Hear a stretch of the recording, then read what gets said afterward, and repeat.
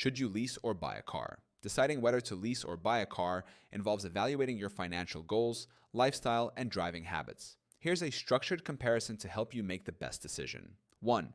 Overview of leasing versus buying. Leasing allows you to use a car for a set period with lower monthly payments, but no ownership at the end of the term. Buying requires more upfront costs, but provides long-term ownership and asset value. Second, financial commitment. Leasing. Lower initial costs with reduced monthly payments. However, you'll always have a car payment if you continue leasing. Buying. Higher initial expenses, but more cost-effective over time as the car becomes an asset after the loan is paid off.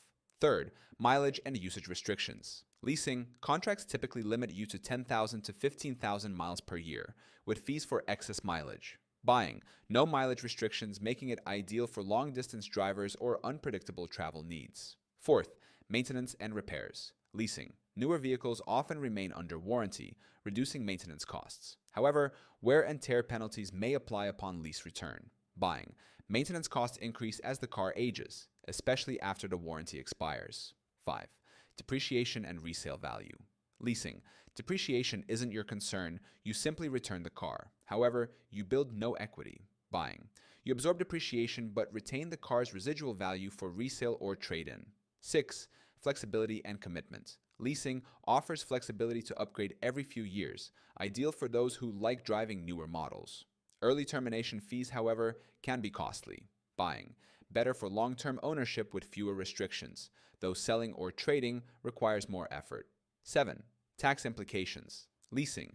Business owners can often deduct part of the lease payments. Buying. Potential deductions for depreciation if used for business purposes. 8. Personal preferences and lifestyle. Leasing. Best for those who enjoy new technology, design upgrades, and minimal maintenance. Buying. Ideal for individuals who plan to keep a car long-term and want to avoid recurring payments. 9.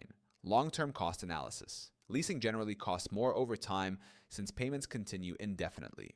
Buying may seem expensive initially, but proves more economical if you keep the car for several years. Conclusion: lease if you prioritize driving newer models, want lower monthly payments, and don't mind mileage restrictions. Buy if you plan to keep the car long-term, value ownership, and prefer financial stability without perpetual payments. Ultimately, the right choice depends on your financial goals, driving habits, and lifestyle preferences.